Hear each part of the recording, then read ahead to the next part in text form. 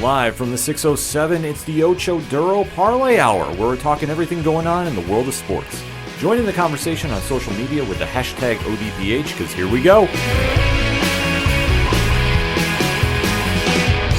Instead of looking deep inside, every word I have to say, keep it simple. Welcome to an all-new edition of the ODPH podcast. What is happening, everybody? Thank you so much for joining us this week. My name is Ken M. Joining me in studio, as always, you know him. He's the co-host. His name is Padawan J. Let me talk to you. Yeah, and boy, do we have a lot to talk about in the land of sports.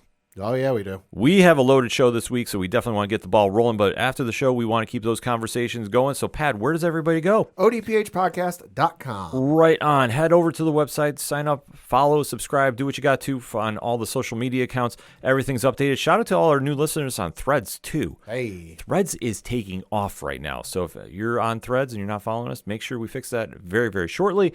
And obviously on Facebook, Twitter/X, Instagram, TikTok, you name it, we're there. Also, check out the TeePublic store after you sign up and interact with us on our social media accounts. There's always a great time to go get some ODPH swag. And then check out the Patreon link. Shout out to all our amazing patrons. One tier, $2 a month, and bonus content. Boom, right at their fingertips. Also, check out the blog section where we're dropping reviews left and right. The classified section, which has friends of the show, such as 3FN Podcast, Dragon Master Games, Nerd Initiative, and many more. The directory, Pat, how many providers are we on? 724,005. Ooh, that is a unique number, but that is why Pat finds these, because he is a statistician to the stars. So if we're not on your favorite podcast player, however you're listening to us, make sure you drop that subscribe. Let us know where you're listening. We always like to throw up those players on the page too, so if you don't have to go, download your phones, whatever, you can just listen on your desktop, laptops, whatever. Boom, it's right there. So you can listen to all the ODPH content. Last but certainly not least, we have a great music section, which has such musicians as Brian Wolf and the Howlers, who made a little big announcement this week. Yeah, they did. Pat, you want to talk about it a little bit? Yeah, so Brian Wolf and the Howlers, as you like to say, will be playing at the Speedy Fest here locally in Binghamton this upcoming August. Yeah, that's a big move for Brian and the guys, so super excited to see him come back home. Maybe, just maybe, he'll run through the show again. Maybe. We'll have to insult the Green Bay Packers, and that usually gets him fired up, and he wants to come down. I kid, Packers Nation, I kid. But it definitely works to get Brian in the studio. That's a very, very proven fact. So definitely go listen to what Brian has coming. I think new music is on the way as well, too. Mm-hmm. Speaking of that, Tom Jolu, Second Suitor, Floodlands, Shout Out the Robots, all the amazing musicians you hear each and every week on the ODPH Podcast Network is right there. So make sure you go download and support them as well. And if it's anything and everything that I might have forgotten, and it is the ODPH, you can find it at odphpodcast.com. And on social media, remember, use the hashtag ODPHpod. Kicking off the sports edition, we're talking NFL. Yeah, we are. And, Pad, what specifically are we talking about involving the National Football League? We are talking about the NFL Draft, the annual, draft of college players making their way from the collegiate level to the NFL level and figuring out where the hell everyone's going to go and play this season. Yes, this is the time of year that really puts the exclamation point on the offseason. It is where teams make or break their futures for quite some time. Uh-huh. And we're talking a bad pick can put your franchise back a couple seasons. Jamarcus Russell, we're looking at you. Mm-hmm. So it's either boom or bust. There's a lot of question marks going into this draft. Hello, Sam Bradford. Yes. So Pat and I will be breaking down the top 10 picks and then give our picks as well for our teams later in the rounds, because obviously the top 10 is what everybody's really focused on. Yep. That's the ones that really make the biggest amount of noise. So this year, Pad, it starts off with a team that's been here before, it feels like. Yeah. And who would that be? That would be the Chicago Bears by way of the Carolina Panthers. So, of course, this was the pick the Chicago Bears picked up in sending DJ Moore to Carolina. Little did Carolina know it would end up being the number one draft pick because they would have an awful year last year. Whoops. So nonetheless, Chicago's in with the number one overall pick in the draft this year. Of course, one of the major needs they need, other than the kitchen sink, because they need a lot, is a quarterback, because Justin Fields, gone, out east a little bit, down I-80, whatever it is, in Pittsburgh, there with Russell Wilson. So obviously Chicago needs a pick. So one would think they're taking a quarterback in the first round of the draft this year. But you never know. Never say never. The Bears say tune in because they know who they'll pick at number 1. But for the rest of us, all we can do is guess. And I'm guessing Caleb Williams, quarterback from USC. Yeah, I have to agree with you. Chicago made a lot of noise this offseason, especially moving Justin Fields to Pittsburgh. Yep. And one would say a puzzling move, but when I heard about how the Bears went about this, I can't be mad about it. Right. Because Fields wanted to go somewhere that he could really learn and develop his skills, a more stable organization, if you will. Right. And I think at this point, the ceiling had been reached for what his potential could be in Chicago. That's not a shot at anybody in the building at Chicago who plays there, but just, Fields has been there a couple of years now. He's shown some flashes, but it's not really setting in like, okay, he's got it figured out. He's the guy. This is going to be his moment in the next couple of years. It's kind of just been like, plateauing if you're looking at a line graph. Mm-hmm. So it will be interesting to see about how Fields does. Obviously, Pittsburgh has a bunch of question marks concerning the quarterback position. Currently, this is according to ESPN.com, they've got 2 quarterbacks on their depth chart, Tyson Bagnet and Brett Rypien. You're right. Well, that's the Bears, because I would say with the Steelers. Oh, Steelers. Yeah, Steelers with Russell Wilson and Justin Fields, it's going to be a question mark. But as you brought up with the Bears, yeah, there's not exactly, shall we say, a lot of sizzle on the steak. Not usually, unless you're really selling yourself something that the rest of us ain't buying. Yeah. But the Bears did make some additions in the offseason. DeAndre Swift. Yeah, DeAndre Swift. That ain't bad. That's for damn sure. No, definitely not. Keenan Allen. Yeah, so they have tried upgrading their offense a little bit. So I have to applaud them on that. However, though, they do need a franchise quarterback in this position. Caleb Williams from USC is the overall consensus pick of popular opinion. Yeah. There's only a couple things I would be very skeptical about him going to the pro level. Yeah. One, and this is just something that if you look at the lineage of time, when was the last time we had a great USC quarterback transition to the pros? Palmer? Carson Palmer would probably be the last one I could think of. Leinart was okay. Mm-hmm. Nothing sexy. I can't even tell you another USC quarterback to come out after that. I know John David Booty went to like Minnesota or something, but he played for all of a hiccup. Yeah, Sam Bradford? No, Bradford was Oklahoma. No, Darnold. Well, we saw how that happened with him. Mm-hmm. Sanchez. Well, it's the Sanchez. Yeah. Nothing really. Granted, Sanchez made it to back-to-back AFC championship games, but he's more remembered for the butt fumble than anything. Right. So, arguably, the last great USC quarterback we had was Palmer. Yeah, and unfortunately, with his injuries, that was 20-some-odd years ago. Yeah, we never really saw the true fruition there. Yeah. So in this situation, Williams is a safe pick. I am just curious about how he is going to translate to the pros. I'm hoping he does well. Right. I just don't know how that's going to go into a team that is in the midst of rebuilding itself. Mm-hmm. And with the Bears, they have to get him some weapons, which they have, but those weapons need to produce, because if they don't, it feels like we're going to have deja vu almost all over again. Yeah, it could be. It'll be interesting to see, just because he didn't strike me his last year at USC as like showing he's a number one guy. There were some question marks there. Yeah. So we'll see. Next up is another team not at all familiar with picking in the top 10 or hell, even the first top 5 picks in the NFL draft. And that would be the Washington Commanders, who much like Chicago Bears, need everything in the kitchen sink. And Ken, who do you think they're going to be picking at this spot? See, I'm kind of torn in two positions here. Okay. One, if they stay at number 2. Could trade. I feel that is something that is a legitimate factor here. Mm-hmm. But I will say, if they stay at number 2, it's going to be Jaden Daniels from LSU. I'm sorry, getting the anger of Pad right now. I'll explain in a little bit. Right, but I think that other than Williams, if I was doing the draft and if I was the Bears, I would actually take Daniels first. Sure. I think that if you come out of the SEC and are very productive at that position. And boy, was he ever. Mm-hmm. I think that that's a smart move, and that's an easy slam dunk for me.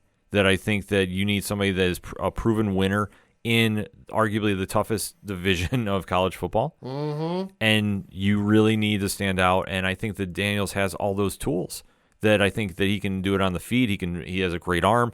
He is something that I really think could have been a better fit for Chicago. Yeah. With Washington, though, it is a little bit of state of flux. Eric Bieniemy is no longer there as offensive coordinator. Correct. So it's a whole new coaching staff, whole new deal.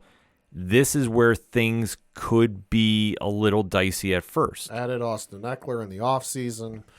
Zach Ertz as well in the offseason. They got Jamison Crowder, Jahan Dotson as their wide receivers. Terry McLaurin's still there. I mean, so there's still some pieces, but it's nothing sexy. Well, that's the thing. I think with Ertz there, that does help. Because holy shit, Jake from State Farm is in Washington. Jake Fromm. Oh, jeez. Shout out Jake Fromm. Yes, indeed. So I think in this situation, though, I think Daniels is a smart pick. Yeah. So I'm going to say I think he winds up here unless a team like Minnesota trades up to go get him. I could see that. So I could see that. I don't think Washington's going to. I think Washington's going to take a quarterback, but I don't think they're going to take Jaden Daniels. Just there's been some rumblings the last couple of weeks, whether or not they'll take him. They're a little skeptical on him, just kind of his attitude and this and that. Could it all be a smokescreen for them masking who they're really going to take? Yeah, it's entirely possible. But I think they're going to be a little gun shy. I think they're going to end up taking Drake May, the quarterback from North Carolina, because. The NFC East is used to taking ACC quarterbacks in the draft where they probably shouldn't. and they might come to regret it. Who knows? We'll see. Yeah, I mean, I could. I do, genuinely, and I know a lot of people got Drake May going to the Patriots. I don't get the whole love affair with Drake May. No, I mean, and now maybe it's I don't watch a lot of UNC football games, but I just don't see it. Well, let's break it down too, because I mean the Patriots obviously have the next pick. They do indeed, and I think in this situation they need a lot. Yeah, they do. It's a new era in Foxborough. Yeah. So Drake May has been connected with the Patriots for quite some time, and I will agree with you, Pat. I don't get the love affair. I don't either. I mean, I'm looking at his stats from this past season. In 2023, he completed 269 passes on 425 attempts. It's good for 63.3% completion percentage. Just over 3,600 yards. He averaged 8.5 yards a pass, 24 touchdowns, 9 interceptions. Was sacked 29 times. Rushing, he had 112 carries for 449 yards, averaged 4 yards a carry, 9 touchdowns, and he had no receiving.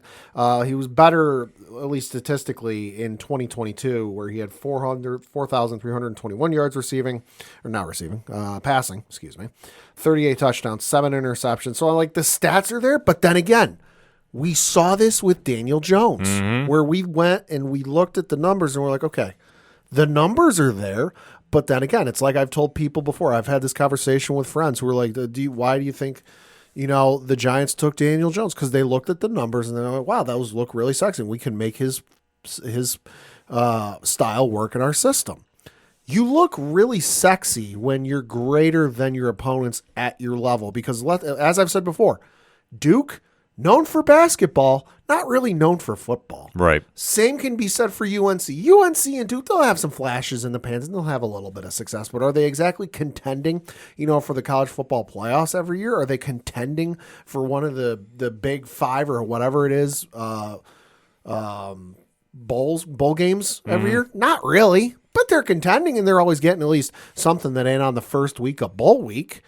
But then again, that's because their quarterback is better than their competition. You put me in a peewee football game, I'm going to look like Tom Brady in his prime. Yeah. Same can be said for Daniel Jones and Drake May.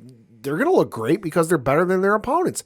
You get to the NFL, though, all of a sudden, everyone's either at or above your level, and then you got to make an adjustment. Then you got to ball out, and then you got to improve. Daniel Jones, yet to do it. Drake May, we'll see.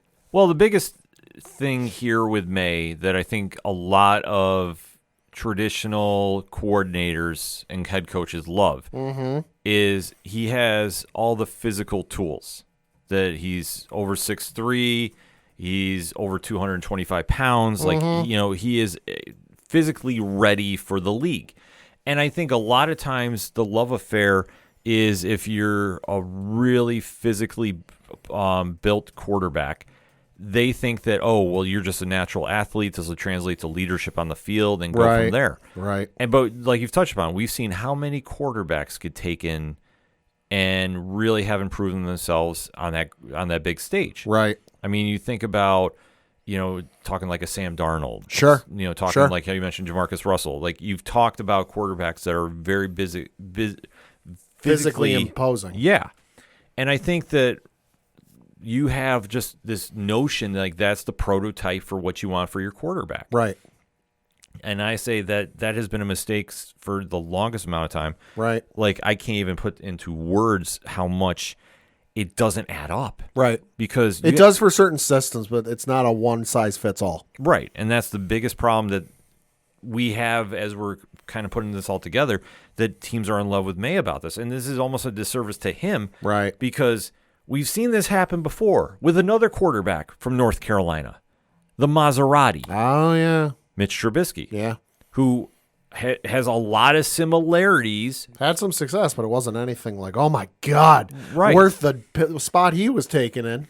Right, and that's the problem that May is going to have as well as Trubisky did. Yeah. When you were drafted in this top 10 pick, you have to produce. You have to produce. You have to be a superstar. Otherwise, you're a bust. Right. It's high risk, high reward, so to speak, for teams to take you. Because if you wind up panning out, your GM is considered a genius. Right. If it fails out, well, unfortunately, this is what causes a lot of terminations. Mm-hmm. And I think that for the Patriots, I don't necessarily know if they would take May here. Right. I mean, I know they need a quarterback. They do. But at the same time, I could see them taking a page out of Belichick's book and trading out. There have been rumblings that they've gotten offers, but nothing has. They need to be blown away, is what the reports are for them to trade out of this pick. And all of the reports are that they have not been blown away in any way, shape, or form. Well, I think that they know that there's a couple teams that are eyeing a quarterback for their franchise. Mm-hmm. And I'll even bury the lead a bit. Okay. The Minnesota Vikings have been long rumored to jump into a higher position for this draft. Sure. Because obviously with Kirk Cousins going to, where is Atlanta? Who is Atlanta? They have a very big need for a quarterback. Yeah, they do. And especially with Justin Jefferson and his tenure in Minnesota up in the air as well, too. Mm-hmm. It's up in question. Yeah. They need to appease him very quickly to say, hey, we're going to really try winning. We're going to get the best possible quarterback we can to get you the ball and go from there. I mean, if they want to trade him to us, we won't say no. Well, he is rumored to be on the trading block, but at the same time, you would need almost a first, a second, and maybe a third to get him. And, and I'm not saying there's not a team out there that wouldn't do it per se, but I don't see the Patriots doing it. Mm-hmm. I think that if they had enough picks to still get a franchise quarterback, they would do it. Right. And in this situation, I could see them doing, a move like that. But I guess I should say, just for this show's sake, I'm going to say they are going to take Drake May. Okay. But I really think that they have to let him sit. I agree. I agree 100% on that. I think the more that you let him sit and pull a Jordan Love, you really would be doing this kid a service. Yeah. If they try rushing him in there for whatever reason, and this is weird saying because it's the Patriots, rushing into anything does not fit the mold. Right. If they have to because they go into a panic mode for whatever reason, they're asking for big problems, big time problems. Right. I mean, so the thing of it is I don't think they're going to be taking Drake May.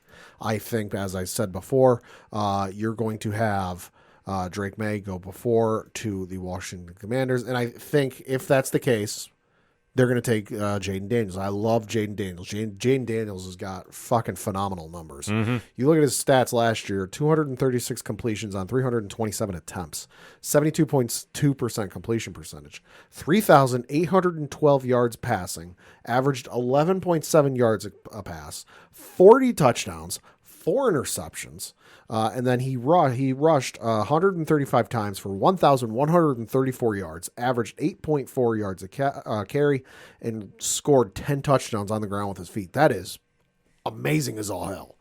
So I hope they get him. If they're not able to, if for whatever reason Washington takes Jaden Daniels, don't take Drake May. Go for Marvin Harrison Jr. Yeah. Because you've got Jacoby Brissett is your starter this year. Bailey Zapp is there as well. And hell, if things go really fucking sideways, you got Nathan Rourke. There's your third stringer.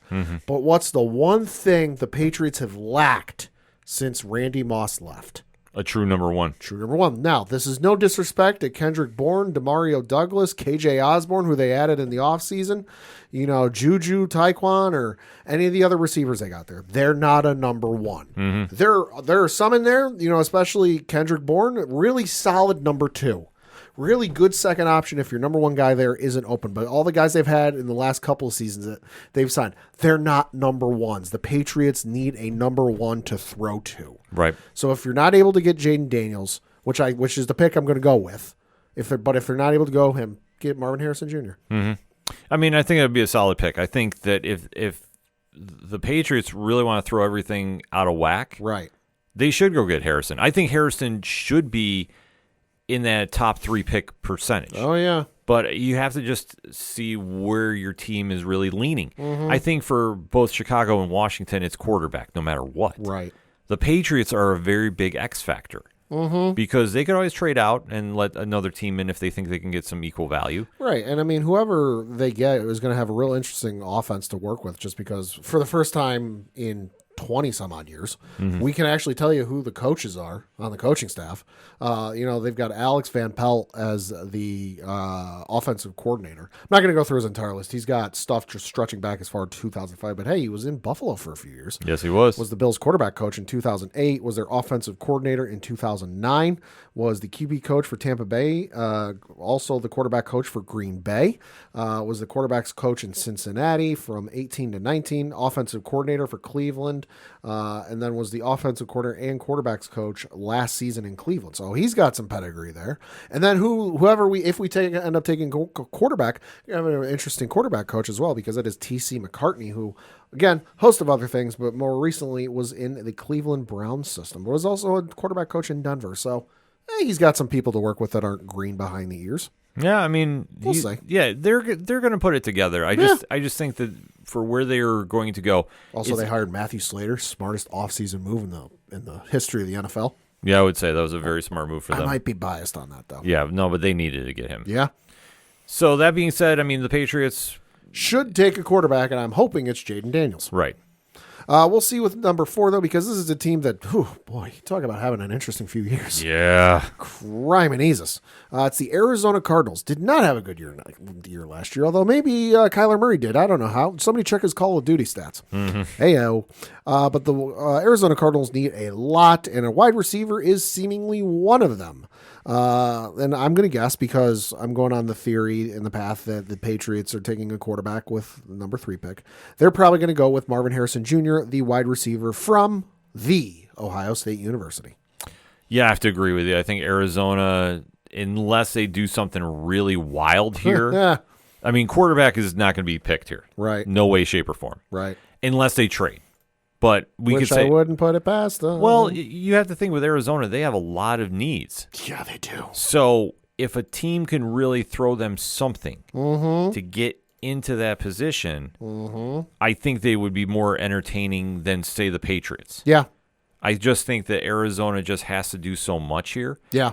But they definitely need to upgrade that wide receiver position. I mean, I'm looking at their depth chart here. James Conner, obviously a good running back they got there. But then you look at the wide receiver core. Michael Wilson, Zach Pascal, Caden Davis, Chris Moore, Jeff Smith, Dan Chesina, Trey McBride, Elijah Higgins, Trace Vokolek, Blake Whitehart are tight ends they got down there. Yeah. So are any of those really going, yeah, that's the guy I'm taking in the 3rd or 4th round of my fantasy football draft? Yeah, I mean, that's the whole problem you have. If you're saying you are, put your hand down, you're lying. Yeah. So Connor, I can agree with. The rest of them, yeah. It could happen. I mean, unless they really want to take, and granted, this would be a flyer, though. I could see him taking a defensive guy.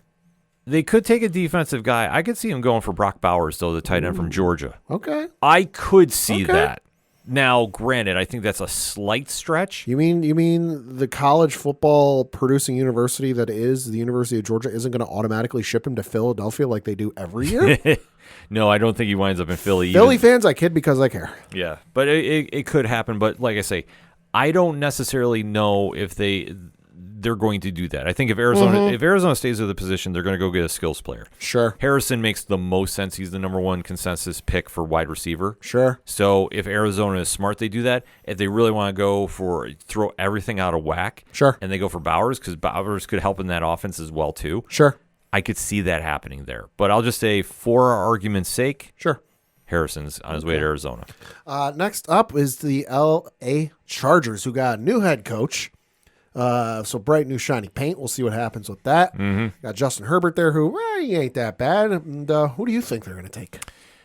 Well, I think that they need to replace Keenan Allen. This is true. Yeah, I mean, Austin Eckler is a bad loss too, but I think Keenan Allen was more of a, we'll say, security blanket for Justin Herbert. Uh-huh. So you need to get him a wide receiver that's going to help out. Yeah, I agree with that. And I'm going to say if Marvin Harrison is on the board, he goes here. Okay. He doesn't, I'll just say this, win, lose, or draw, Harrison does not leave the top 5. Right. But I will say that I think that they're going to take Malik Neighbors. Okay. From LSU. LSU, good receiver. Yeah, I think that he's got the big playability that I think would really flourish with Harbaugh. Sure. And I think for Justin Herbert, he needs a solid wide receiver, like a real number one to step up and emerge without Keenan Allen there. Okay. I agree with everything you said. However, I think there's a certain team up in the frozen tundra up north. Okay. No, I'm not talking the Green Bay Packers. I'm saying the Minnesota Vikings. I think they're going to get a little nervous. I think the temperature under their feet's going to get a little roasty toasty because all of a sudden you're at the number fucking 5. You're at the number fucking 5 pick, and 3 quarterbacks at least are off the draft board, and you're going to get a little nervous. You're going to get a little jerky there. So I think they're going to make a trade with the LA Chargers and jump in at the number 5 position, and I think they're going to take J.J. McCarthy out of Michigan. See, here is the big X factor of any pick. Okay. Is McCarthy. Mm-hmm. Is he a top 5 quarterback? Debatable. I mean, he has the intangibles. Don't get me wrong. But at the same thought, too, it's hard to judge. Right. I mean, like, this is the definition of high risk, high reward. Sure. I think for Minnesota, he does fit their system really, really well. Mm-hmm. It's a lot to give to get up there to go get him. Sure. And he has been the hot name that teams such as the Raiders, the Vikings, have all been rumored to be heavily interested in trading up for. And the reason I say they're going to trade up for him, because you look at where we're at. We're at the number 5 pick. Okay, you got the Giants at 6. Could potentially take him. That's a potential, yep. That's a potential. Tennessee, also maybe. You never know if they want to hedge their bets with Will Levis. Atlanta. Enough said. Yep. You got the Chicago Bears, who presumably, because if what we've been saying goes right, they don't need one. And then you've got the New York Jets at number 10. And again, Aaron Rodgers ain't getting any younger. Mm-hmm. And I couldn't even tell you. I'd have to look up who their second string guy is. So could see it go to the number 10 spot. So if everything stays pat and Minnesota doesn't trade up, I don't think there's any way McCarthy makes it all the way to 11. Yeah, it's a big question mark involving him. So I will say this. I could see them trading up here as well. Okay. I just think, though, Harbaugh might not want to do some business about that. It could be. Because I think what he's doing is he's assessing, is it worth giving up a potential number 1 wide receiver to go down in the draft, and then you have to think, would Neighbors still be around?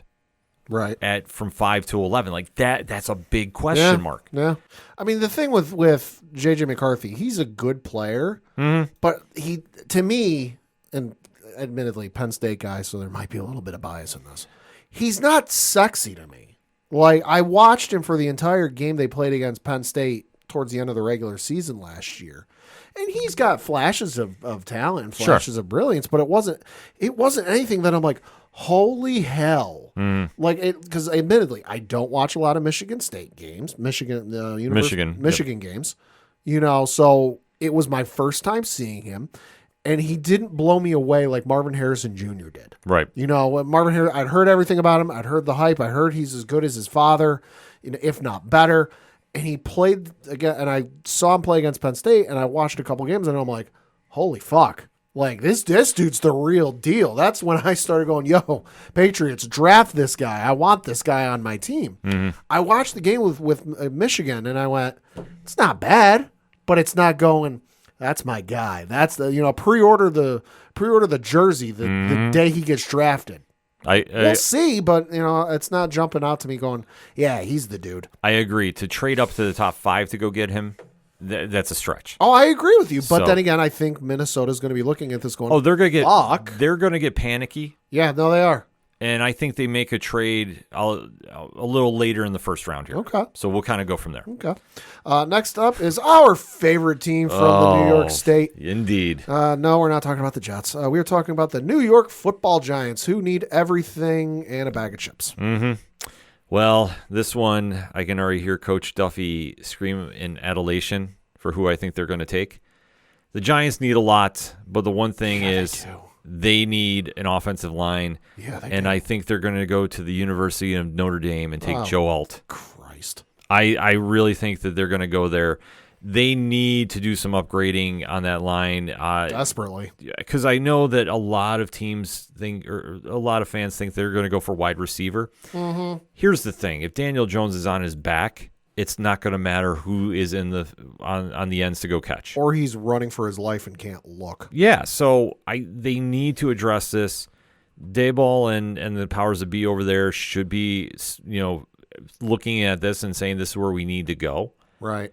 And I feel that if they do this, this would be a big step in the right direction for where they want to go if they really want to salvage anything with Daniel Jones. If they're all in about getting another quarterback, it's not out of the realm of thought. If McCarthy falls here, I could see them taking it because that would be a move I could see that front office making. Sure. Would I do it? Absolutely not. But the Giants, I think the Giants are feeling the pressure of the New York media quite intensely. You would think so. So I think that they would want to make a big splash. Mm-hmm. If they took McCarthy here, that would do it. I know that if there's a great wide receiver still on the board like Neighbors or Rome Nduzzi from Washington, I could see him winding up here, but I think the safe pick would be Joe Alt. Okay. So I think I agree with you. The Giants need to address a lot at the offensive side of the ball, including the line. But I think they're not going to be able to pass up on this guy. And I think the Giants are going to take Malik Neighbors, the wide receiver from LSU, because I'm looking at the Giants wide receiving core. Darius Slayton, Isaiah McKenzie, Miles Boykin, Chase Cota, Wan'Dale Robinson, Isaiah Hodgins, Bryce Ford Wheaton, Jalen Hyatt, Gunnar Olszewski, Dennis Houston, and then a tight end, Darren Waller, Daniel Bellinger, Jack Stoll, Chris Manhertz. Anybody striking fear in you in that wide receiving core? No. I think most, and I say most, the secondaries and defensive teams are going to sit there and look at that matchup and go, shit, we got an easy week this week. Yeah, I would say so. Yeah, no, I do. I agree. So it will be interesting to see how this plays out. So Giants just need a lot of help. I could see them really listening to some trade offers as well. They really do. Next up is the team at the number 7 position who didn't have all that great a year, but that was to be expected, and that is the Tennessee Titans.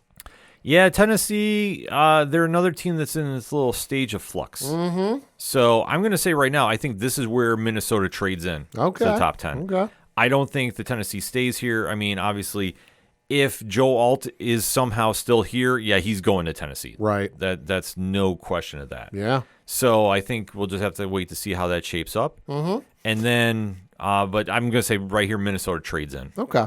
So I'm going to go with, because you look at Tennessee, I don't think they're going to take a quarterback at this point because I think any of the sexy quarterbacks that could have had a potential to take the limelight and the spotlight away from Will Levis are going to be gone at this point. And I mean, you look at their wide receiving core, they've got Calvin Ridley's there, DeAndre Hopkins, Traylon Burks. They got Okonowu as their tight end there. So that's not too bad. They got Tony Pollard as a running back, acquired him in the offseason. So I think offensively, these guys are good. Tennessee's good.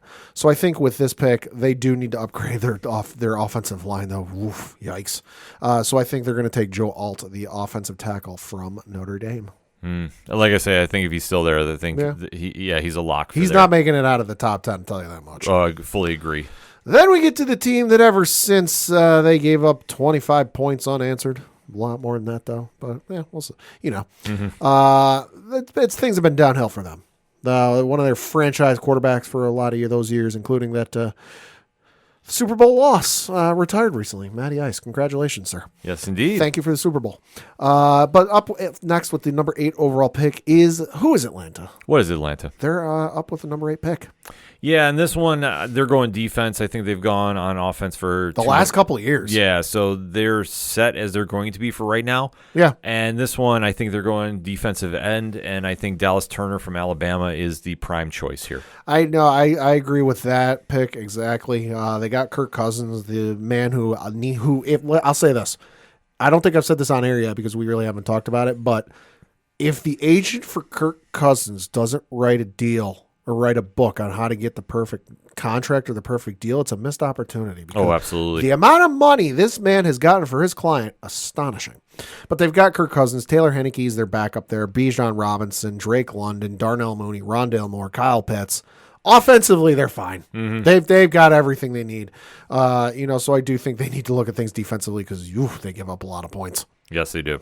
Next up is a team that, no, this is not a mistake. They're back in the top 10 picks of the first round of the draft because this is their original pick. This is where they landed. And this would be at the number 9 position, the Chicago Bears. How weird is it that they're going to be in Detroit for the draft and the Bears are picking twice in the first round? Uh-huh. I don't think the crowd's going to be too happy about that. Nope. No, but this one... Also, Carolina Panthers fans, if you show up, why? You don't have a team in the first fucking round. Yeah, well, it's a spectacle. I've gone to the draft before, too, and it's an interesting time. I believe it. I will say, down in New York, it was very interesting because I walked in on the infamous Ricky Williams trade. Oh, I have some stories, but I can't say them on air. Maybe for Patreon. They'll be a fun one. But that being said... for the Bears here, I think they got to go defense. I like Jared Verse from Florida State. All right. I think they're going to do a smart pick here. I could see them if there's a prime wide receiver still on the board at this position. Sure. Go there, but I think the Bears just need so much help, period. Yeah, they do. That I think they address the biggest need on offense. The biggest need on defense, in my opinion, is an edge. Yeah. So I think that this is where they got to go. So I think the Bears are going to stick with offense just because they need. That's where I think you need to build first and then go for defense. And I think they're going to go with the gentleman, the wide receiver from Washington, Rome Odunze. Look at his numbers. Granted, I don't watch a lot of Washington games. West Coast team, they live on the East Coast. I get it. But just looking at his numbers, 92 catches last year, 1,640 yards, 17.8 yards a catch, almost fucking 2 first downs. God damn. 13 touchdowns, and then rushing. He had a couple of rushes. He carried the ball twice, 37 yards, had 1 rushing touchdown. So dual threat guy there. Plus he can do some returning. Plus he played on defense. And so I think he's got all the fillings there. And plus you look at what Chicago's got just from outside the quarterback position. DeAndre Swift, DJ Moore, Keenan Allen. This is a guy that can come in and be your number 3 receiver, and there's no pressure on the guy because, hey, we've already got our number 1. We've got our number 2. Well, we're good. So this is a guy I think they can come in, develop in the system, learn, and become a really good wide receiver. Yeah, I agree. I think he's going to be a great pro. Yeah. Next up with the 10th pick of the first round in the NFL draft. Oh, boy. Team that's had a lot of promise, but less than 5 minutes into their season last year, it went up in smoke. Sorry, I tried to snap with my bat hand. But it is the New York Jets, and boy, do they need a lot. Quarterback, though, presumably not one.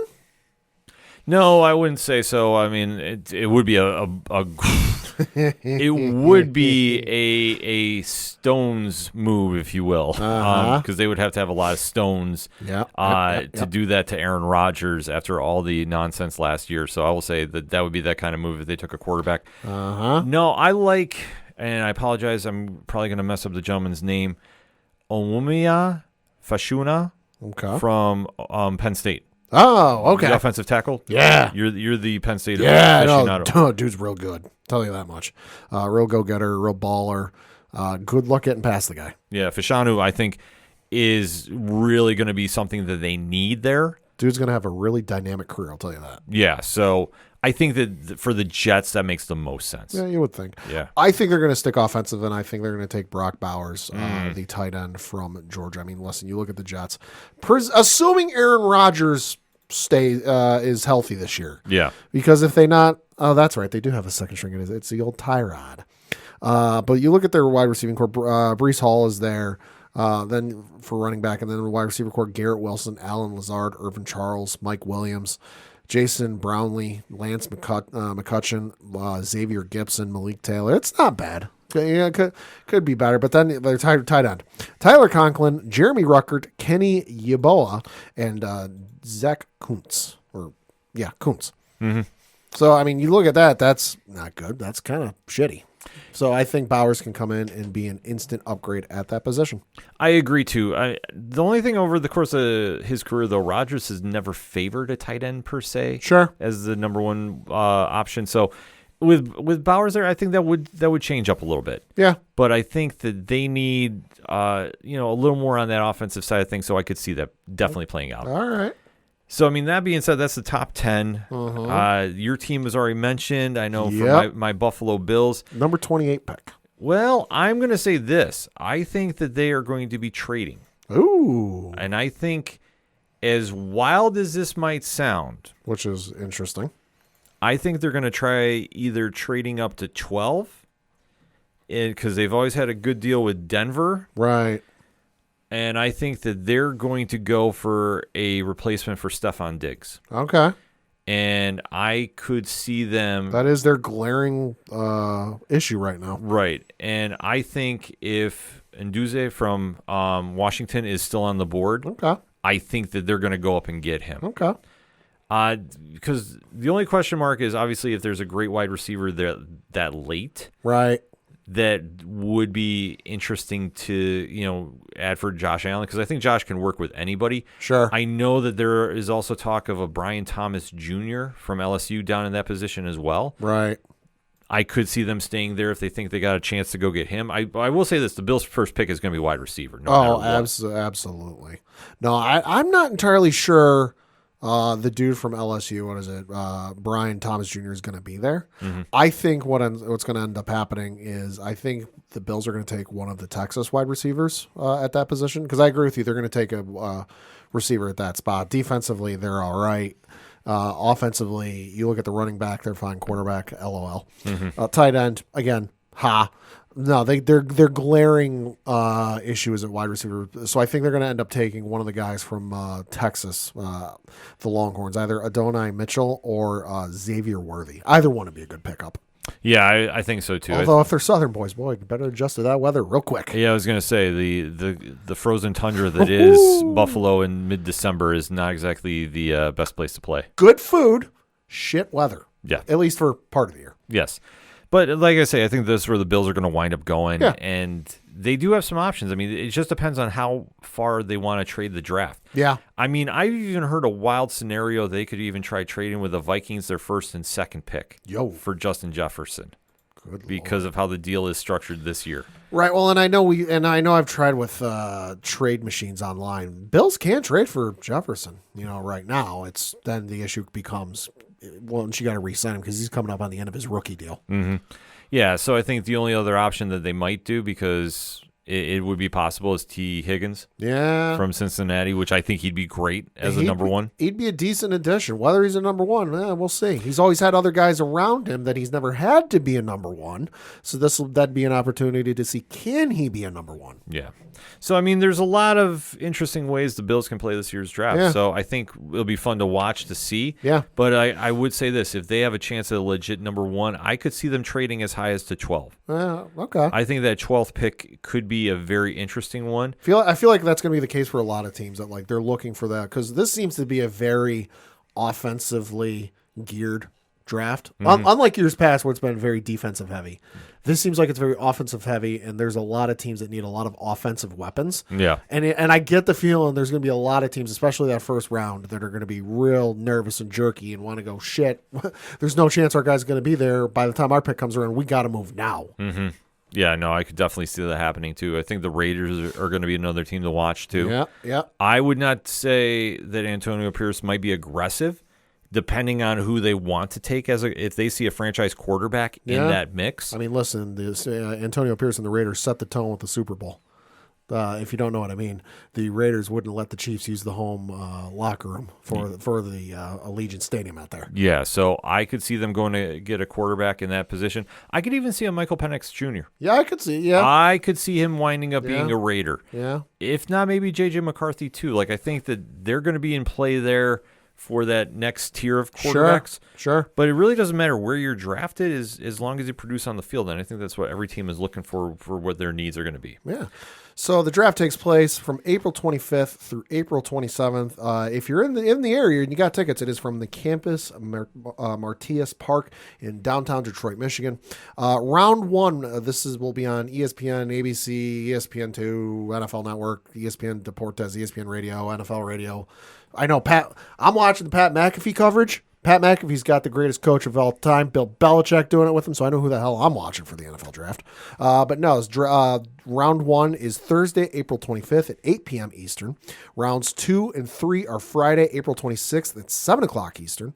And then rounds 4 through 7 are on Saturday, April 27th at noon Eastern. Check your local listings and schedules for where and when it's on. Yeah, definitely make sure you're checking out the draft, and then definitely hit us up on the hashtag ODPH Pod. What is your feelings going into the NFL draft? Who do you think is going to be a great late pick? Second, third rounds is usually where they really start building those teams up. And then you never know who's going to be the diamond in the rough. I mean, we've seen Mr. Relevant turn into a Super Bowl playing quarterback. Yeah. So anything is possible. Let us know how your team is doing and give us your picks about who you think your team is taking first. We definitely want to have that conversation. That being said, we're going to take a quick break. We'll be right back. Do you like comic books? What about movies and TV shows? Well, we may be the show for you. We're Hops Geek News, a weekly podcast that discusses comics, movies, and TV shows while featuring a beer of the week. Every week we chat about what we messed up on the week before, and then we dive into what we're reading and watching, as well as some news. We then wrap it up with a geek-themed topic of the week. You can find us anywhere you listen to podcasts by searching Hops Geek News. Cheers. Coming back for another segment on this edition of the ODPH podcast, and we have to talk about a wild week of NBA playoff action. Whoa, buddy. Yes. The playoffs are in full swing. A lot of storylines going on here. So, Pad, wherever you want to start, let's roll. Let's start out west, and we're going to talk about the play-in tournament because those games are officially over. We know who's moved on into the first round of the playoffs. And, of course, you had the 9th-seeded Sacramento Kings taking on the 10th-seeded Golden State Warriors. Let's not beat around the bush. The Kings beat the Warriors. The Warriors are out of the playoffs. It's insane to think, but we are now in a transition period for Steph Curry, Klay Thompson, and Draymond Green. Yep. That the dynasty that was is no longer there. Mm-hmm. And it's just Father Time has caught up with them. Other teams are getting better in that position. Yeah. And as we're seeing this all play, this is where things are really developing into a true change of the guard. Like as wild as that is. Like, I mean, you see this with every team, though. You saw it with the Bulls. You saw it with you can even put the San Antonio Spurs in there when it was the Tim Duncan years. So how dominant they were and how many titles they won, and then they were still competitive, but they weren't exactly making it to the finals every other year. Yeah, no, absolutely. So this is gonna be a situation that Sacramento punched their way a little further than Golden State. Golden State's got to take a look at that offseason and retool. Yep. A lot. And then on the other side of the Western Conference play-in tournament, you had the Los Angeles Lakers defeat the New Orleans Pelicans. So the Lakers moved on, and they are playing the Golden State, the Denver Nuggets in the first round of the NBA playoffs. But for the second round of the play-in tournament, you had the 9th-seeded Sacramento Kings taking on the 7th-seeded New Orleans Pelicans. And from that matchup, you had the New Orleans Pelicans emerge victorious, defeating the Sacramento Kings. So the Pelicans are currently taking on the Oklahoma City Thunder in the first round. So they have had a very interesting series thus far, to put it mildly. New Orleans is not exactly being shy about trying to take as much as they can to Oklahoma City. I mean, let's face it, they're flying under the radar. Nobody's really expecting them to get past the Oklahoma City Thunder. Hello, Thunder, number 1 seed in the Western Conference.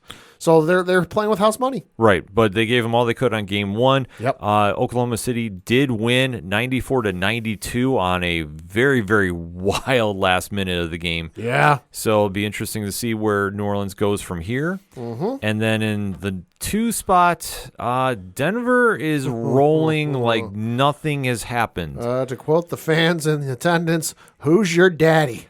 Yes. Because what is it? The Lakers are now like 0-9. Their last however many games against the Nuggets. Yeah. God damn. Jokic and company are absolutely imposing their will. I'm going to borrow from the UFC for this. Yeah. And I hate saying it to the LeBron fans, but we have to have that honest conversation. I know that he is now approaching that twilight of the career. Yeah. There's maybe a couple seasons left if we're all lucky. Yeah. But this team, as it stands right now, is not going to be contending.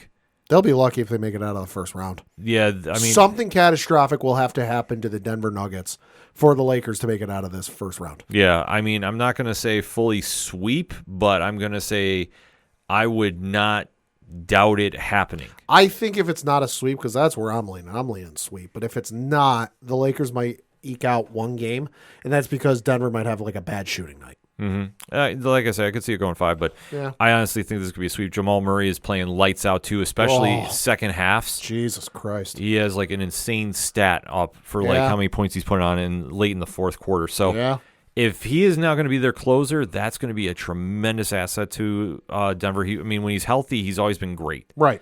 So having him now really getting into that playoff run, LA is in trouble, big time trouble. Yeah. Then out east in the play-in tournament, you had the 9th-seeded Chicago Bulls defeat the 10th-seeded Atlanta Hawks. They moved on to the next stage of the play-in tournament. And over on the other side, you had the 76ers take on the Miami Heat, and you had the Philadelphia 76ers emerge victorious. They moved on in the first round of the playoffs. They're facing the 2-seeded New York Knickerbockers. And then in terms of the second round of the play-in tournament, you had the Miami Heat minus Jimmy Butler still defeat the Chicago Bulls and emerge victorious to take on the Boston Celtics in the first round of the NBA playoffs. Well, let's just say this. If Miami doesn't have Jimmy Butler, it's real hard. I'm sorry, it's not even a series. He literally is playoff Jimmy for a reason. And the fact that they were without him, game 1, Boston won 114-94. Let's call it what it is. The fucking Celtics dog walked them. Good Lord. Yeah, like I say, it wasn't even close. Uh-huh. So say Boston will probably sweep them. That won't be a question. Yeah. And then the series that everybody's talking about. Milwaukee versus the Pacers. Well, they are talking about that one, but Clippers versus the Mavericks. Well, we will get into that a little bit. Oh, sorry. You mean the Knicks. The Knicks right. are electrifying the Madison Square Garden faithful. 2 wins back-to-back. Game 1, 111-104, and then the dramatic Game 2, 104-101. And this is where we're seeing, DiVincenzo, getting all wound up. See, I have to remember, I have to talk slow because I get too wound up talking about this. But Dante DiVincenzo and Josh Hart and Jalen Brunson are playing absolutely lights out. And the series of events that took place, to put the stamp of approval on that Game 2, a lot of questionable contact underneath. I'm not going to shy away from it. that I feel Maxey got fouled. They should have got called. Nick Nurse was trying to call a timeout for Philadelphia on the sidelines. Nobody heard it. Even Stephen A., the most ardent of New York Knicks fans, courtside at the game, the foul against Maxey, he said on First Take today, took place like 3 feet to the left of him. Yeah. And even Stephen A. agreed that it was a foul. Yeah, I understand about letting him play, and I will say this. The referees were letting him play the entire game. However, in that kind of situation, it's tough to swallow the whistle then when it's that blatant. Yeah. And that's the problem that happened in New York. And I think that maybe it was just a situation of the atmosphere there that the referees just got, caught off guard, in my opinion. Yeah. But they did not make that call. The Knicks did what they had to do. DiVincenzo absolutely just lit them up. Like I say, when he's on, he's on. The other thing I got to say is Brunson's been good defensively for them. Dude's got to step it up offensively. Yeah. Because I'm sorry, we'd be remiss if we didn't point this out. 29% field goal percentage in the postseason this year. Yeah. Yikes. Well, I think there's a lot of it that he's putting some pressure on himself because Randall's not there. Right. But the points per game, 23, that's not bad. That's good. 7.5 rebounds. That's also good. 6.5 assists. Also good. It's a good stat line. But then you look at the percentages and it's like, hey, yikes. Yeah. So I think that's something that will get worked out. But when DiVincenzo is playing to pick up a lot of that slack, right, that helps. That helps huge. Yes. And that's something that the Knicks have not had for quite some time. Mm-hmm. So now going into Philadelphia on Thursday night, that is going to be a real test for Philly. Win. Well, Philly, I know, is talking tough and saying it doesn't matter. We're okay. We're everything's fine. We're going to win this. I mean, the thing is, you got punched in the mouth the first 2 games. Now you're on home court. You got home cooking. So, I mean, Christ, at this point, I think every home team has won every game this season. So we'll see if that holds up come Thursday. But you have to respond. Mm-hmm. Otherwise, this team's got to get gone bye-bye. Yeah, well, I think that it all comes down to if Joel Embiid is healthy enough to go. That is true. I know he injured himself doing a self-dunk, which you have that's to watch. That's like Manny Ramirez stubbing his toe levels of dumb. Yeah, so when that happens, that's going to cause some problems. But if Embiid is not 100%, Maxey, I know, is sick for game 2, but he showed up. Right. They're going to need to put on a performance in Philadelphia. I could see them at least splitting the series. But Ben Simmons, where are you? Yeah. Sorry. Yeah. I'm sure he's watching the offseason with the rest of Brooklyn. Yeah, that's true. But for the Knicks, I mean, they have to finish this out. They have to finish strong because taking a look at the other series going on too. Yeah. I mean, you take a look at Milwaukee and the Pacers. Yeah, Milwaukee currently up 1-0. Yep. Game 2 tonight as we record. Yeah, so Milwaukee, I mean, Dame Lillard is definitely excited about this. He's definitely stepped up. Yeah. And I know that he's going to want to keep this momentum going. I think for the first time in a long time, he's seen a true path to the finals. Yeah. So I know East is a lot easier than the West. Right. So I think he's seeing that he has the chance to really excel and do this. Right. However, though, another team that's kind of flying maybe a little under the radar with all the highlights going on is Cleveland. Up 2-0 over Orlando. Yeah, so Cleveland could make some noise. I don't know necessarily if they're going to make enough to get to the finals. They'll make it out of this round, but again, it's much like any of the other mid-ranked teams, I guess you could say. Mm-hmm. They'll win. They'll make it out of the first round, but they ain't making it any further. Because at this point, whoever wins that Cleveland Orlando series is going to get the winner of Boston, and I'll be gracious and just mention them. They'll get the winner of Boston and Miami. We know it's going to be Boston. Yeah. But good fucking luck. Yeah, I think Boston is just playing at such a high level. It's going to be really tough to dethrone them. I think if anything, if the Knicks get there, sure, that's going to be the biggest problem that's for them. That's going to be the Boston's real test. Yeah, I think that's going to be Boston's serious test. And then very quickly going back to the West because we have to kind of talk about one series in particular, and that is Minnesota and Phoenix. Yeah. And the emergence of Anthony Edwards, Ant-Man, imposing his will. They took game 1, 120-95. God damn. And seeing Edwards go right at Durant. Ooh, we talked. Show no fear. Absolutely no fear. He was mouthing off. Let's go. And yeah, like I say, I respect the bravado. Sure. Because we've always had that kind of like mystique about when these great players get in the playoffs, like they're untouchable. Yeah, Edwards went right at him and did not care. And I think that if it's the playoffs, anything can happen. Well, that's the whole point. I think that they really want to say that this season was not a fluke. Right. And There's a reason we're the number 3 seed. This ain't some charity auction. You know, we didn't win this by placing the highest bid. Right. We're here for a reason. So I think that they're going to definitely want to make some noise, especially if they have to face Denver in the second round. I mean, because Chris, you even think about it, just the Western Conference as a whole, and how little Minnesota has gotten focused on. Mm-hmm. Like the Lakers and the Warriors got focused on more than the Timberwolves. Right. So I think that they're definitely coming in with a little chip on their shoulder. Sure. Much like the Los Angeles Clippers, who defeated those Dallas Mavericks. Yeah. 109-97, taking a 1-game advantage. Their second game is tonight as we record. And this is a situation that I think we talk about teams and players with chips on their shoulders. James Harden, Yeah. I think, is really going to want to make a statement in the series. I think if there's any one of these series that could go the full distance, this is it.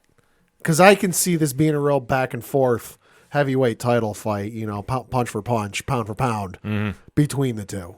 The other ones, they'll go, I think Phoenix and Minnesota could go a couple games. I don't think it's going the full distance.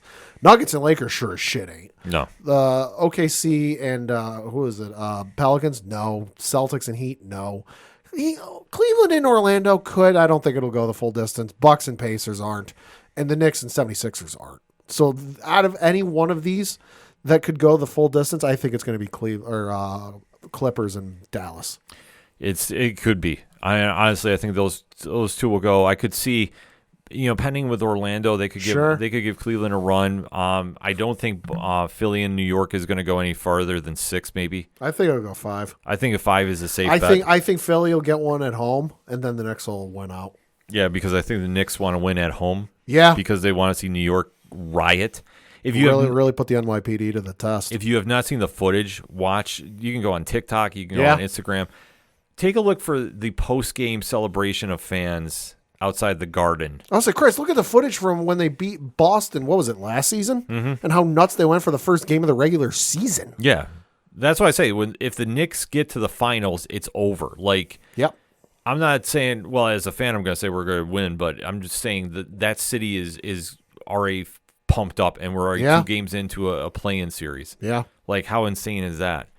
But this is what basketball does in playoff time. It gets everybody excited, everybody fired up. Pat, any kind of final predictions going into there? I'm still standing pat with what I said before. I think it's going to end up being the Boston Celtics and the Denver Nuggets in the finals. Nothing I've really seen has shaken my belief in that. It's going to be interesting, though. Should be fun. Yeah, I'm still saying I'm with you on that. I think Boston and Denver are going to be there. But, man, I'm telling you, if the Knicks can carry this energy into those next couple rounds, it's going to be some real fun basketball. That being said, hit us up on the hashtag ODPH pod. What is your takes on the NBA playoffs thus far? How is your team doing? And where do you think everybody's still projected to go? Are you still sticking with what you said last week, or are you kind of flipping everything around? Let's have that talk, shall we?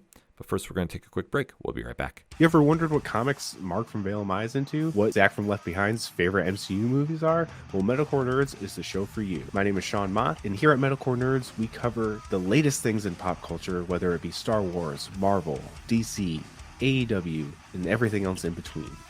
You can listen to the show every Monday on Adobe Howl at 7 p.m. Eastern, or find it anywhere you find podcasts after it debuts on the radio station. Coming back for another segment of this edition of the ODPH podcast, and we have to talk some pro wrestling. Hell yeah, we do. A lot of things happen in the world of WWE, so Pat, let's get into it. Yeah, of course, the next pay-per-view they got coming up in just about another week or so. I think it's a week from this coming Saturday, if I'm not mistaken. Let me check the calendar. Yes, it's a week from this coming Saturday, taking place in Lyon, France. It would be Backlash. And we don't know a whole ton about the card, but we do know a couple of matches. Obviously, on Monday Night Raw last week, as we alluded to, or we talked about last week, Jey Uso won the number 1 contenders match, or whatever it was. The Fatal 4-Way. Fatal 4-Way to become the number 1 contender and earn himself a shot at the World Heavyweight Championship against Damian Priest at said event. Also taking place last week on Friday Night SmackDown, to be specific, other than fucking Tama Tonga coming in and being an absolute menace again. Thoughts and prayers to Kevin Owens. Hope you recover soon, sir. Is AJ Styles defeating L.A. Knight. Yeah. And he will be taking on the one, the only, the undisputed WWE champion, Cody Rhodes at Backlash. Two very solid main events. I would say so. I'm very happy with both. I believe this is the first time that Cody and AJ are taking on each other. It's funny you should say that. I would agree with that. But also, anytime there is like a new champion, transitional champion, always seems to be AJ Styles is the first person to take him on. He took on Seth Rollins after he won the belt. He took on Roman Reigns after he won the belt. Now he's taking on Cody after he won the belt. It's kind of one of those weird things at how it works out. Well, I think with AJ's credibility, I think that definitely helps to establish a new champion. Yeah. And AJ is in that kind of plug-and-play situation. Also, you think about it, Bullet Club, Civil War. Former Bullet Club members. Yeah, that could be. You never know. But like I said, I got to say, I was getting back to Bloodline 2.0, whatever you want to call it. I love what they're doing.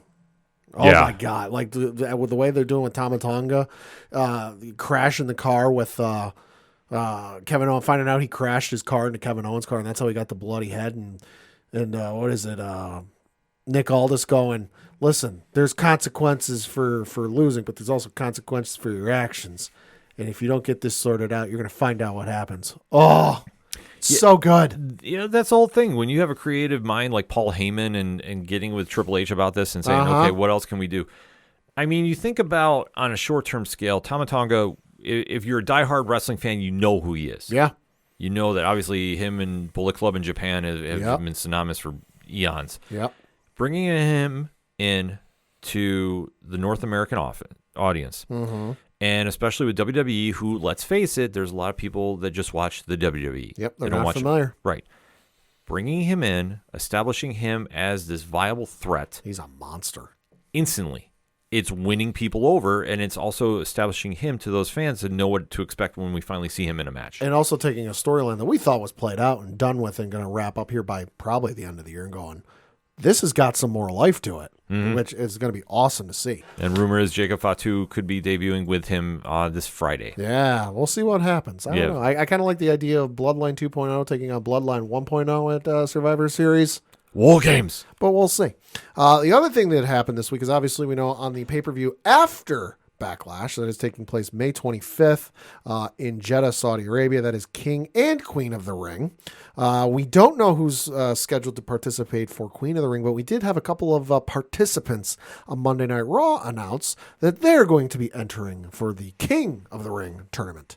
One being which the returning Gunther, which that makes sense. Makes sense. No surprise there. Yeah. But also announcing later in the same show, Xavier Woods, of course, former King of the Ring himself. Okay. And also, no surprise here, the one, the only, the number one shit stir on Twitter these days, Drew McIntyre. Well, rightfully so. Yeah. I mean, I think that Drew, no matter what you want to believe about his contract status, I mean, he's not going anywhere. No. Getting him in a prime location here, I think the only thing that could be very interesting if CM Punk decides to come in and ruin his chances here. I saw the workout video he posted to his story on Instagram today. He is looking very far along. Now, take this with a grain of salt. I am not a medical doctor. I do not have any sort of medical training past that of first aid. So I am not at any ability to diagnose and ascertain as to where a person is health-wise based off of a 10-second video. Mm-hmm. But from what I saw, and considering it was focused on the arm he injured, very specifically, he was facing away so the camera faced the injured arm. That arm looked real good. Yeah. Look real healthy. So we'll see. I would love it if he comes and he screws him over for a third time. Yeah. That'd be amazing. Well, I think they're just going to build this up to SummerSlam at this point. I mean, Money in the Bank if Punk is ready to go, but SummerSlam, lock it in. Could be. And then we have a little bit of unfortunate news to talk about, but of course this comes every year after WrestleMania season, and that is some releases. So the releases we have as of this recording are as follows, and this is in no particular order, just from the order I'm reading off of GameSpot.com. The first of which, Jinder Mahal, Zion Quinn, Xia Li, Sangha, Veer Mahan, Von Wagner, and the latest, Cameron Grimes. Well, let's go through the list a little bit here. Okay. Number one, Jinder Mahal. This one, I think, is a shame that he didn't get a chance to really run with the ball, so to speak. Yeah. That I think he's got himself in phenomenal shape. Yeah. He can talk. Yeah. And I just don't think that they utilized him to the biggest potential they could.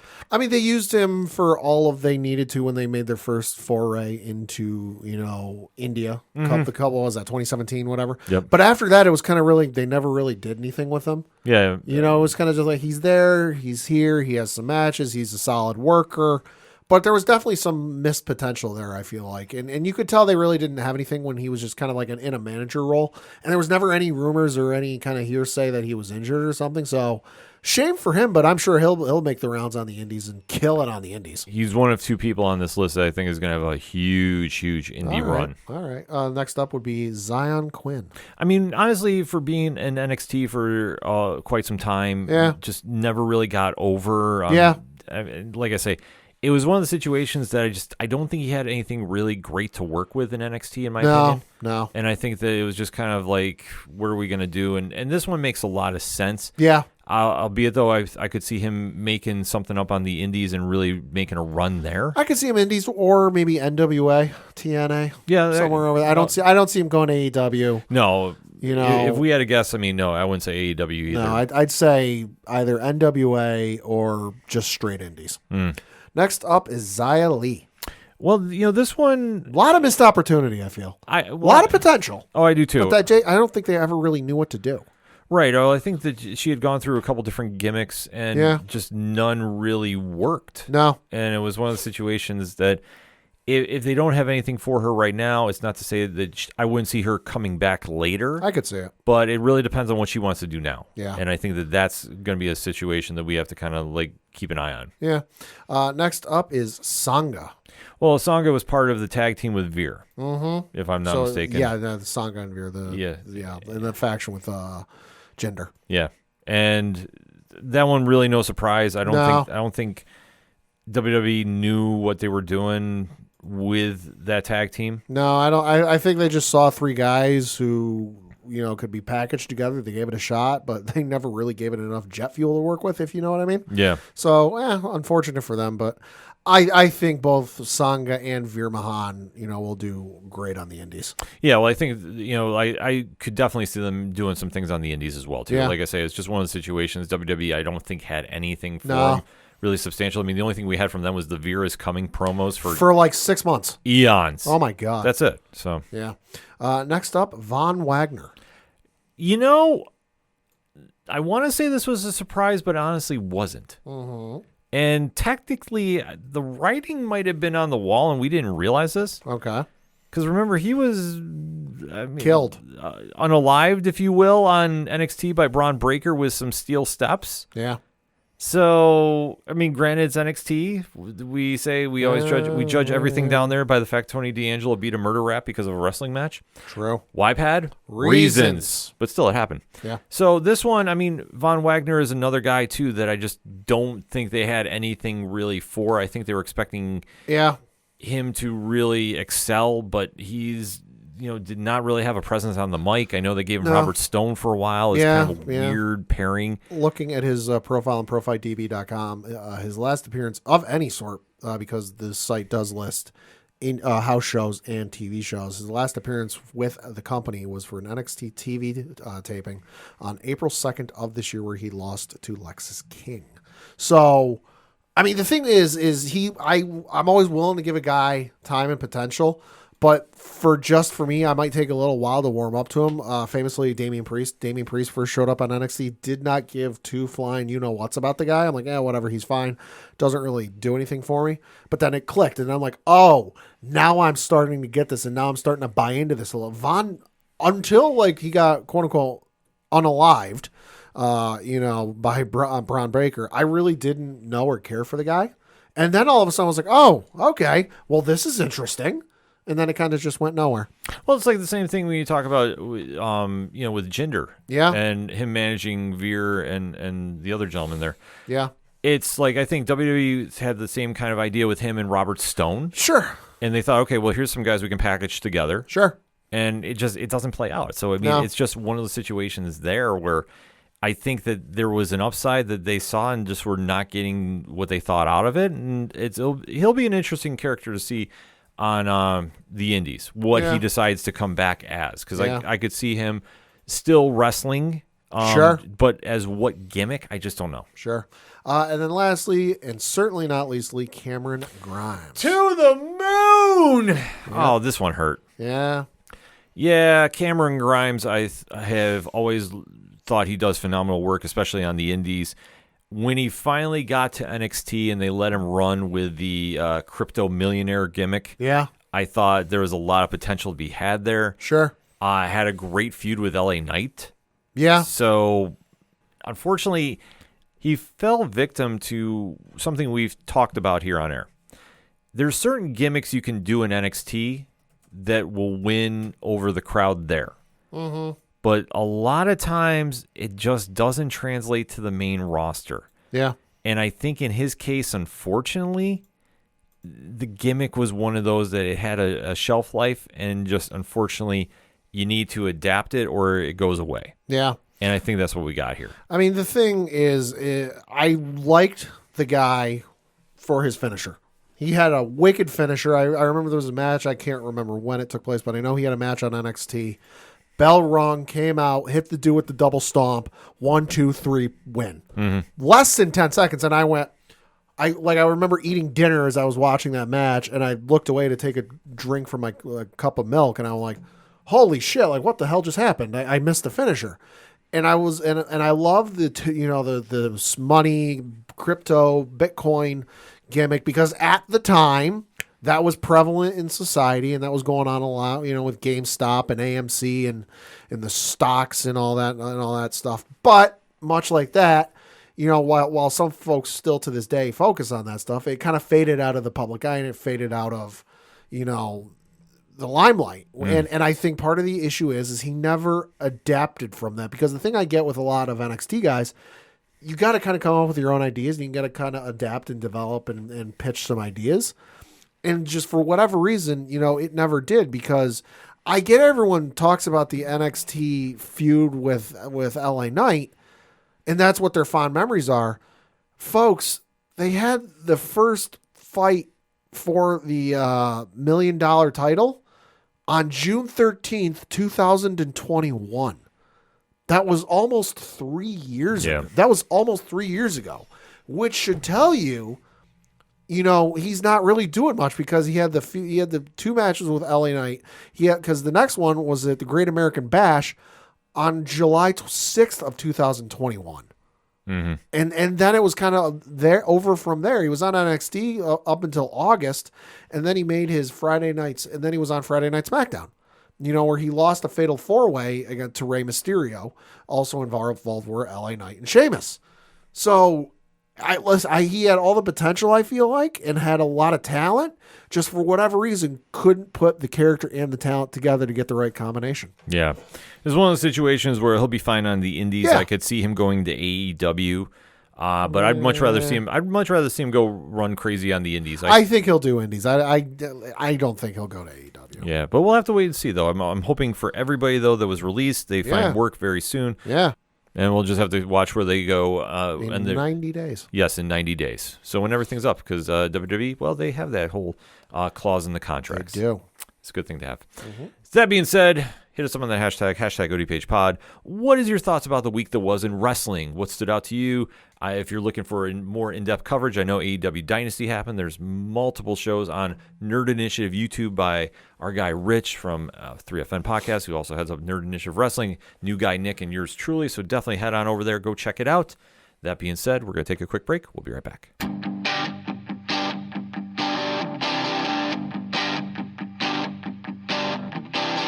This is Tom from Tom Joe Lou, This is Matt from Sideroom Sounds. and you're listening to ODPH Podcast.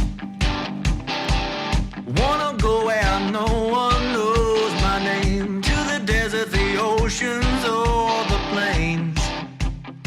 'Cause I wanna. Coming back for the final segment on this edition of the ODPH Podcast. Pat, what you got? Got a couple things to talk about. First of which is obviously the local minute. And looking at the over at the Binghamton Black Bears, of course, they are in the playoffs. They took on the Watertown Wolves in the quarterfinals of the FPHL. That's the Federal Prospects Hockey League playoffs. And they had the Friday, April 19th game on the road in Watertown, where they won by the final score of 4-2. They came back Saturday, April 20th, at home and won the game by the final score of 7-2. So if my math is correct, in a best of 3 series, they won 2 games out of 3. They won that series. So they move on to the semifinals matchup of the FPHL, which again is a best of 3 series. They will be taking on Motor City. On the other side of the bracket, though, because potentially they win this series, they're into the finals for and win the Commissioner's Cup. In the semifinals, you have got Columbus taking on Carolina. Columbus won their series 2-1. Carolina got taken to game 3. They won that one 2-1. So it's Binghamton taking on Motor City, Columbus taking on Carolina. So for looking ahead to this games for this week, again, best of 3. Game 1 is on Friday, April 26th, 7:35 p.m. Eastern. That'll be away at Motor City. Saturday, April 27th, 7 o'clock Eastern. That'll be at home in the Visions Veterans Memorial Arena here in Binghamton against Motor City. And then Game 3, if necessary, will be Sunday, April 28th, 6 o'clock p.m. Eastern here in Binghamton. So for more tickets, information, all that good stuff, BinghamtonBlackBears.com. Let's ride. Then we got to talk some Binghamton Rumble Ponies because the season is in its early swings here in the Northeast and all over the country for baseball. Looking at the standings, Binghamton still not doing so hot, but they're still, hey, it's still early. They are 6-8. They are in second to last place, but they've got Somerset, who are the Yankees affiliates, New Hampshire, who are the Toronto affiliates, Hartford, the Colorado affiliates, and Portland, the Boston affiliates, ahead of them. They're ahead of Philly, though. That's all that really matters. Looking at their schedule from this past week, they had a home series against the Reading Fightin' Phils. They had the game on Tuesday, April 16th, where they won that game at a final score of 3-2.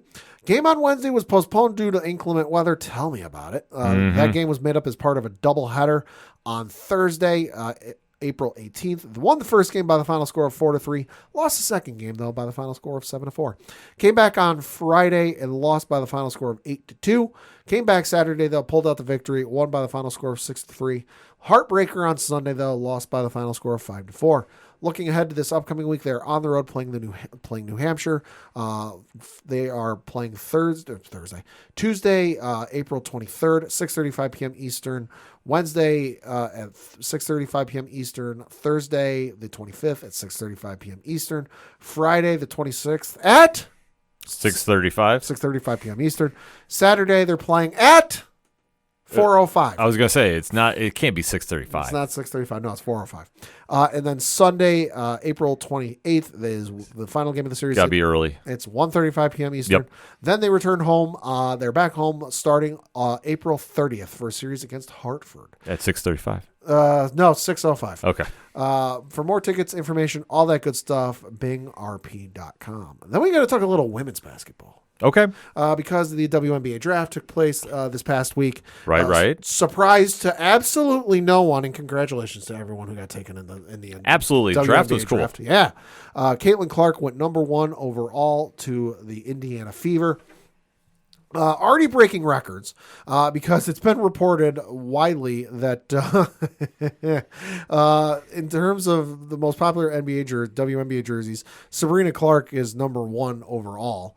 But then also come to the report, she's outsold the entire Dallas Cowboys football team for the entire year. Oh, really? Yeah. Yeah. So that's just absolutely nuts that she's outselling the Dallas Cowboys. So, hey, shout out Cowboys fans. But then we got to talk a little more Caitlin Clark because she just continues to set absolutely bonkers records. Because according to reports, she is going to be signing an 8-year, $28 million contract with Nike that includes a signature shoe.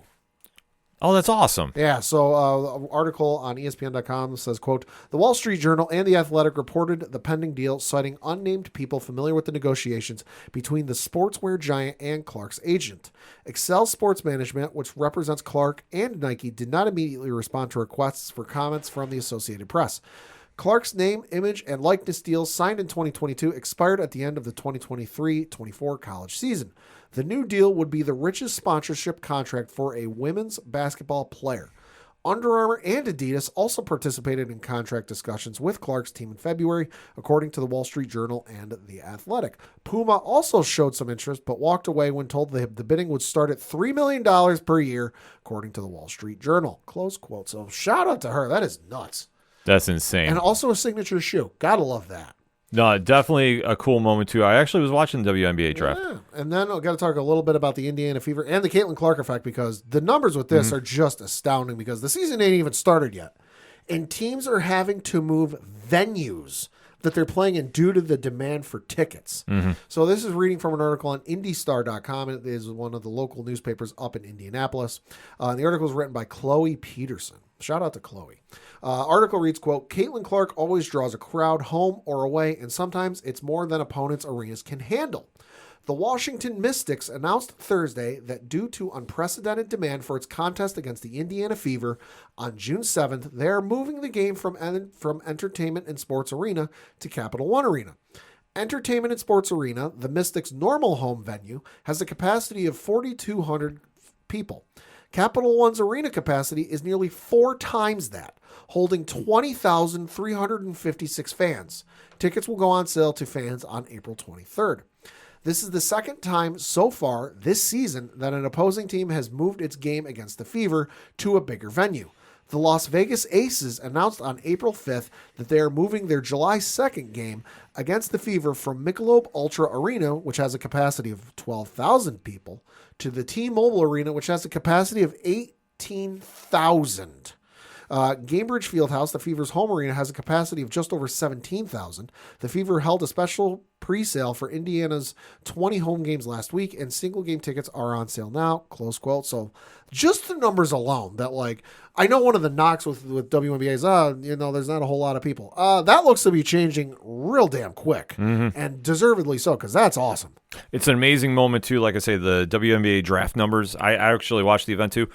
It was like 13 million people watched it. It was 13 million people watching. Yeah. And one of the cool moments, too, that happened is Caitlin obviously was taken number 1 overall. Yep.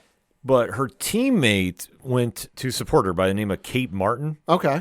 And was a surprise pick in the second round. Oh, good for her. So there's a very cool moment that, she was just saying, like, she was just there to support Caitlin. Right. And all of a sudden, like, she's wound up getting picked second round by the Las Vegas Aces. Nice. So very cool moment, too. I'm very interested to see, like, how this is all going to play out, because I know Angel Reese was her rival in college from LSU. She's now with Chicago. Yep. And like I say, they're doing a lot of interesting things with WNBA, so definitely have to keep an eye on that as we go forward. In case you want to watch, WNBA season does start on May 14th. Yes. It's Tuesday. All right, definitely have to keep an eye out for that. Yeah. Last but certainly not least, we are in playoff hockey season. Yeah, we are. And the only series anybody needs to know about is those New York Rangers won decisively over the Washington Capitals in Game 1, 4-1. Oh, man, Jimmy Vesey and Panarin looked great.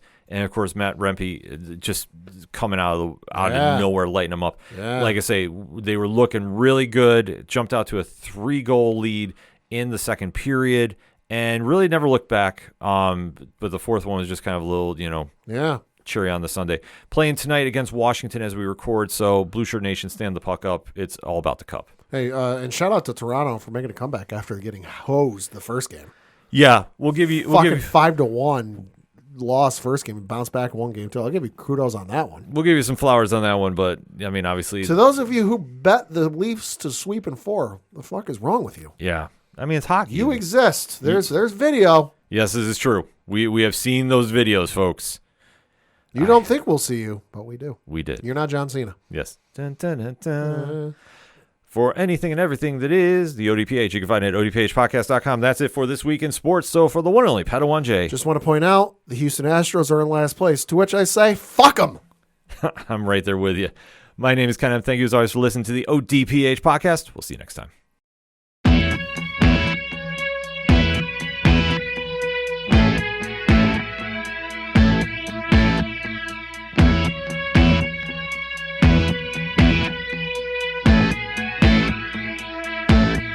It's such waste of time, swiping left and swiping right on people you could know.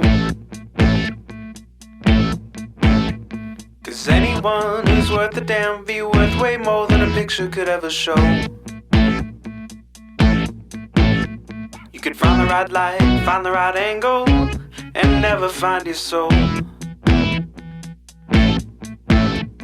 And it can feel like a losing battle, and this plot is full of holes. This modern way of finding love just makes me feel so alone. And I can't be the only one sick of staring at my phone. So look up, talk to me, a better way to spend our energy. Just look up, talk to me. We don't have to float alone on the open sea. Don't know that I believe in the old time fable. Everyone has just one true love.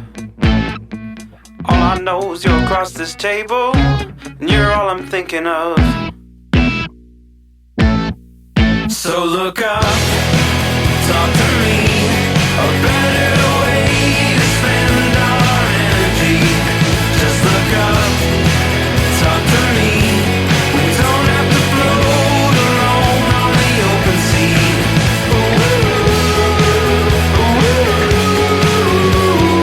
Talk to me.